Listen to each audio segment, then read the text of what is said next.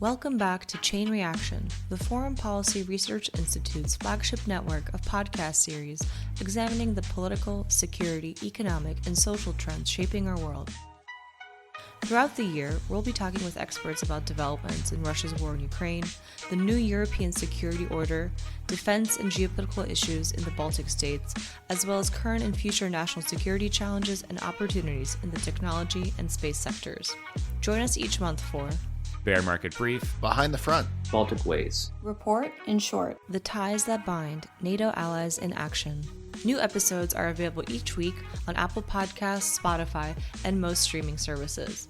To be the first to know about new releases, you can subscribe to FPRI's Insights newsletter. That's fprinsights.substack.com, or follow the link available in the description of this episode. Thanks for joining us. This week on Behind the Front.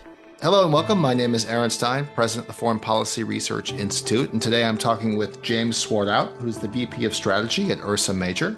James, it's good to have you on the podcast. Yeah, thanks for having us. We're going to talk a little bit about Ursa Major and what it is that you all do, but I'm actually curious to know a little bit about you. Sort of what's your career trajectory and how you ended up where you're at today? So I've been in the national security field for roughly about 2 decades now. Originally started in a small Senate office or large Senate office of Senator Max Baucus from Montana, where I'm originally from. Then made my way into the private sector for a brief period, worked in the Obama administration for 2 terms on the defense side, then went to the MITRE Corporation, which is an FFRDC. And then prior to coming to Ursa Major, worked as Chief of Staff to the Undersecretary of Defense for Acquisition, Sustainment, Bill of Plan. So if you were to type in Ursa Major to Google or your AI platform of choice, the first thing it'll probably spit out is the constellation, but you're not the constellation. So perhaps tell everybody a little bit about the company and what it is you guys are doing. Correct. So Ursa Major has been around roughly for about 11 years now, so a little more than a decade.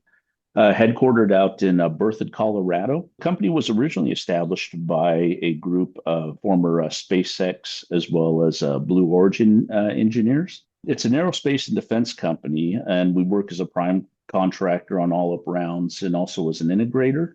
We have an advanced manufacturing facility out in Youngstown, Ohio.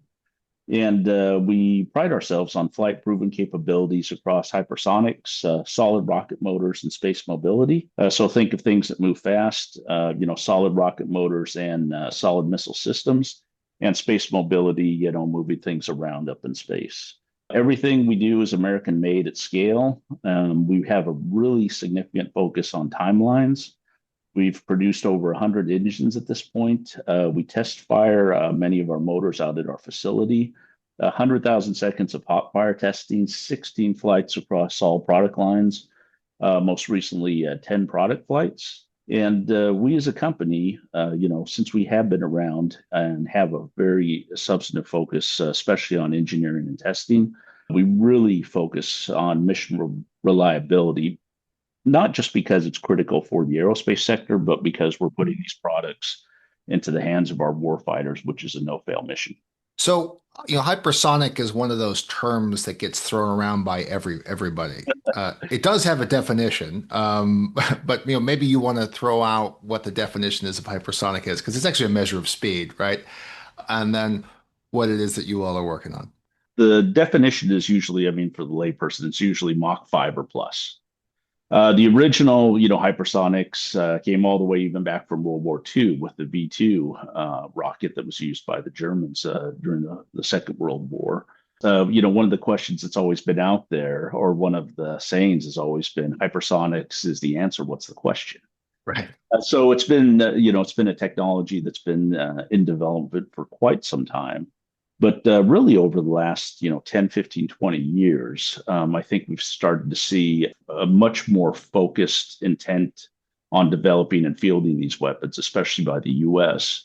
But I think also, what we've seen both within China and Russia, both production at scale as well as in use, during the Ukraine conflict. So what we at Ursa, one of the primary drivers that we've focused on is how do you produce these weapons at scale and that you can also manufacture that have maneuverability and also at a price point that we can actually afford these things. So they don't become a weapon that, brings a dilemma to our side of whether we use these or not, but can be brought to the field quickly at scale and have the ability to act, for lack of a better term, as a weapon that puts the adversary really on defense of how they actually will find ways to be able to identify these when they're coming in, but also that it puts the onus on them on defense. One of the terms in our field that's been around for since the 1960s, I think, is the cost exchange ratio. But it's come into vogue a lot recently, when people looking at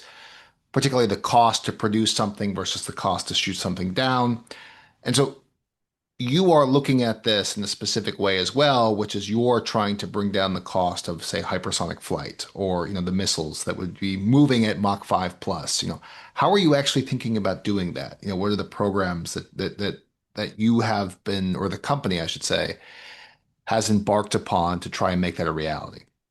Well, primarily, I mean, one of the ways that we've looked at this is that we focused on the manufacturing and design piece up front versus designing exquisite systems that then are figured out how to produce a little bit later at oftentimes an extraordinary high cost. We've recently participated with AFRL on a couple recent tests that were successful.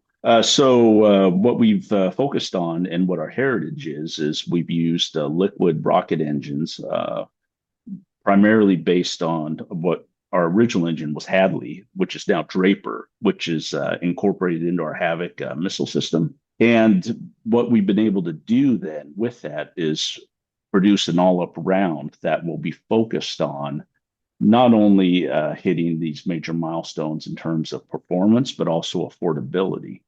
And what we've seen primarily with some of these weapons that have exquisite capabilities is with both scramjets, ramjets, and also hyperglide vehicles, as they also bring extraordinary cost.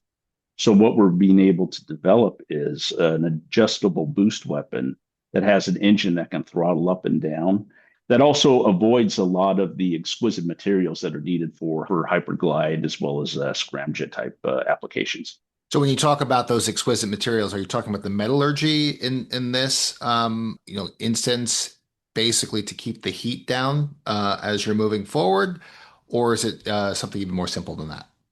Correct. It's the metallurgy and the speeds that we're able to use, and then also throttle the engines up and down, that we don't need those exquisite thermal protections. And those are also oftentimes the materials that drive up the cost for these systems. When you all were thinking about this in terms of creating a product, you're usually trying to meet a demand. And so you made a joke earlier that the answer to every question in the Department of Defense is hypersonic. But realistically, where did you see the demand for this type of product? Was it simply to bring the cost down and to get capability, or was there something else that you were looking at? So we had, this exquisite flight heritage, and with a focus on really developing mission reliable products that came from, again, the origin of our engineering team that founded the company. So very early on, we had been approached by the Department of War, back then the Department of Defense, to see what sort of applications might be applicable with using our liquid rocket engine technology on the issue of hypersonics. So that we led to a partnership. We've partnered with Stratolaunch and have had several successful tests with them that have sort of served as the test bed for our technology. And that engine, the Hadley engine that powered Stratolaunch, is then sort of the basis for our Draper engine. So as we've progressed through the tests with AFRL, we've have a huge amount of interest from the department of being able to not only focus on what we might be able to provide, but also now the questions are of how many, what numbers, and how fast can we get these into the field. Could you tell us a little bit more about the evolution of those engines? It's interesting, to hear about that and how you heard it scaled and how it supports perhaps the overall design. Yeah, so what we have our heritage is liquid rocket engines, and we do these almost better than anyone else. But for decades, it's been the focus again on solids, those traditional sort of ramjet, scramjet type engines. And to be able to bring a technology that probably up to, say a decade ago hadn't even been examined to be able to pull into hypersonic military applications, I think was something that was intriguing to the department. And then, especially with our flight proven expertise before, of finding an application that actually solves a ConOps problem that the department is looking at. So, for instance, going back, I mean, we had, the Berlin Wall fell, we had the triumph of liberal democracy. We had sort of this period over 10 years in the 90s where we didn't necessarily have to think about great power competition or some of these other issues. And then I think, it's all talked about a little bit with the Last Supper, but I mean, the people that, had the Last Supper, there were folks like Bill Perry, Paul Kaminsky, sort of the brain trust that actually brought a lot of this evolution and the military prowess and the fusion of R&D technology and the Department of Defense, up to that point. So we had, those 10 years, and then we had 9/11 happened, and, rightfully so, we focused on the need to be able to prosecute the global war on terror, whether it was in the Middle East, parts of Africa, Afghanistan. But during that time, then you had a sort of an atrophy of both talent, capacity, folks that were interested in this that either passed away or were retired, because you don't need the same sort of high-end technologies to be able to prosecute a lot of the conflicts we've been focused on, from the 90s up till now. So roughly, 25, 30 years. So when we were approached by the department, they were looking at not only of ways that they could acquire these types of munitions that had this capability, but also what were ways that they could look at of designing and manufacturing things in a way that they hadn't before. Where since the 1990s, the manufacturing, how to design things, 3D print, additive printing, testing, had sort of changed the paradigm of how you can produce these weapons, how you can incorporate technology and then also field these things quickly. So since Ursa was founded, there's this unique capability that we bring that is not only understanding what are the challenges that we have and the ability to move fast, but also our experience before on manufacturing design that a lot of our aerospace engineers brought them when the company was started.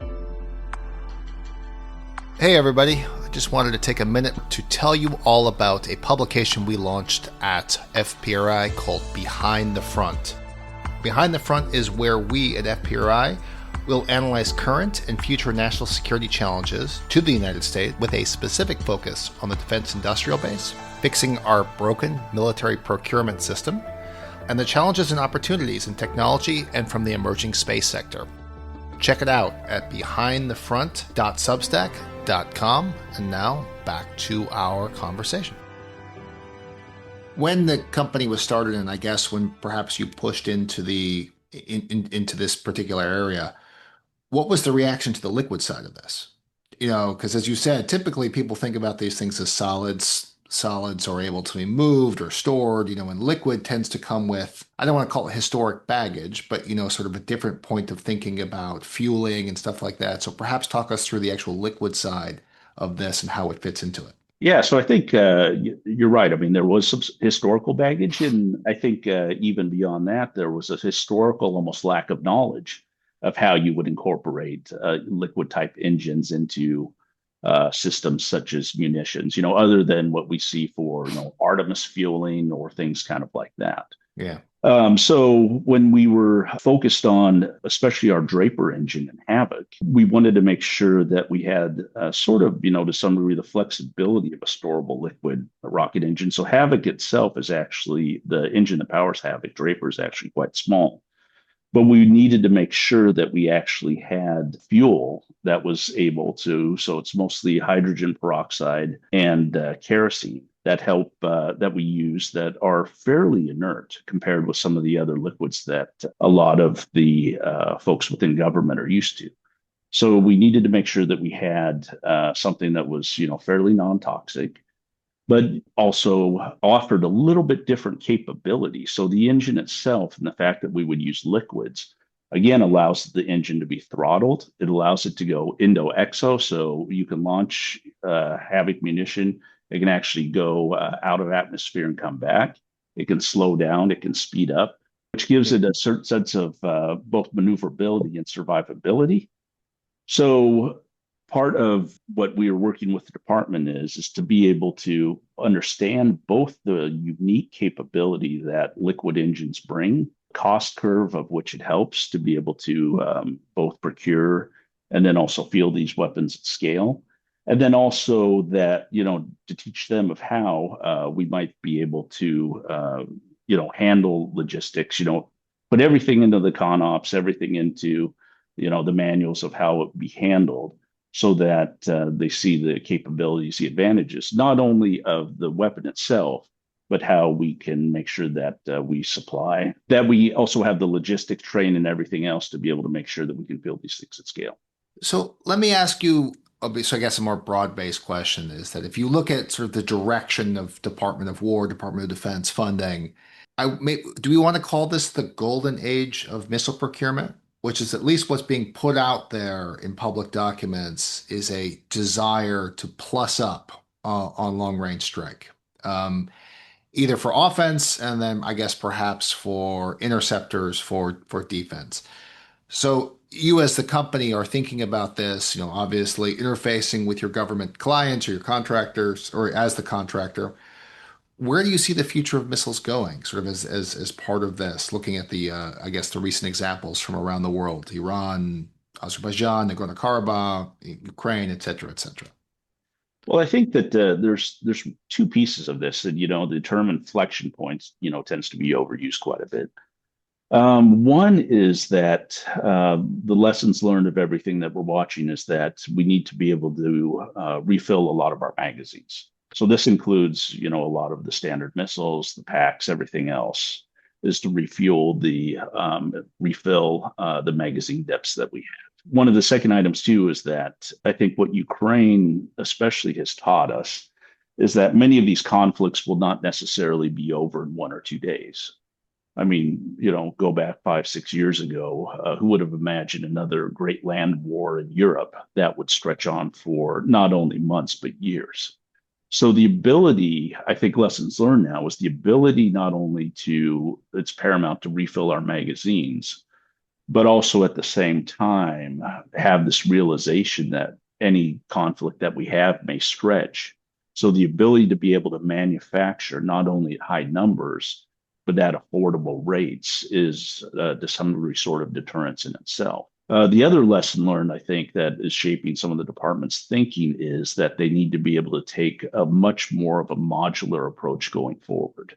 I think one of the items that is difficult sometimes, for folks in the national security space is to think about which is going to be the next conflict coming up, what is going to be the next weapons that are going to be used, how many, and how they'll be employed. So what we've worked to be able to do with Havoc is to be able to make the system, fairly modular. It has the hypersonic front end, but then it can also be stacked with the solid rocket motors for boosters, depending on what type of platform you would carry, what type of which service it might be employed with. But to have the ability then to be able to have systems that, and this is the direction the department's going, I think, whether it's, talk of Navy modular missile or even the B-21, is to be able to have systems that are open architecture, modular, that have the ability to both be able to adapt to a future threat that we may not even anticipate right now, or, equally important, the flip side of the coin, is to be able to have platforms that are modular and open that we can then take advantage of technologies that we might bring. So whether it might be a new type of warhead or a new type of seeker, a new type of comms connection, to be able to make sure that those pieces are integrated into our kill webs, and also at the same time finding ways to disrupt the adversary's kill chains. So I guess we've come to the end of about 20 minutes here, and I always want to ask this last question because you referenced the Last Supper, right? Which is sort of the major consolidation of U.S. defense primes. And what was that, 93 or 94 is the year, the early 90s, basically right after the Cold War. Perhaps this desire to undo that now in the 2020s, which is to encourage new entrants into the field. That's 30 years of bookend right there, let's say. In your experience, how have things been changing? In your interactions, what is it the government soliciting, the role of the private sector, the role and trajectory of U.S. defense innovation, and the intersection of the private sector and then the government in producing these systems? Yeah, I mean, it's talked about a lot with the Last Supper, but what a lot of people don't realize is sort of the birth of a lot of the technologies that we rely on came from the 50s and 60s, especially from sort of the Silicon Valley. So again, people like Paul Kaminsky, these individuals that stood up a lot of these companies, where America was sort of at the forefront, and a lot of the technologies actually evolved from the private sector. So I think where we're at this point is I think there's an awakening that we cannot just continue to do business as usual. We don't only need to bring in new entrants, new ways of looking at problems, but also of new ways of manufacturing and design, with also a focus on making sure that mission reliability is critical, especially on the hardware side. And I can't emphasize that enough. But of also with the Department of ensuring that we have enough capability within the system that we begin to move from sort of this just-in-time mentality to a just-in-case mentality.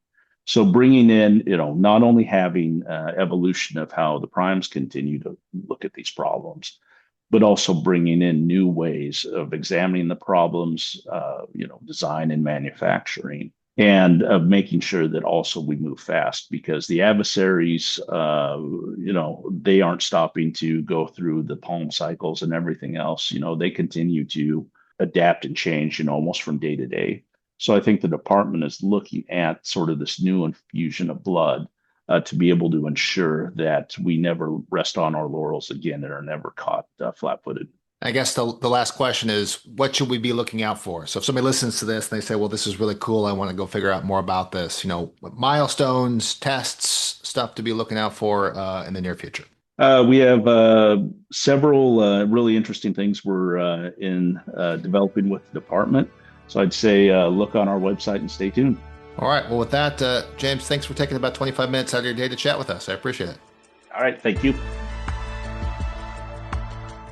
Thanks for joining us on this episode of Behind the Front, a special series of the Chain Reaction podcast at the Foreign Policy Research Institute.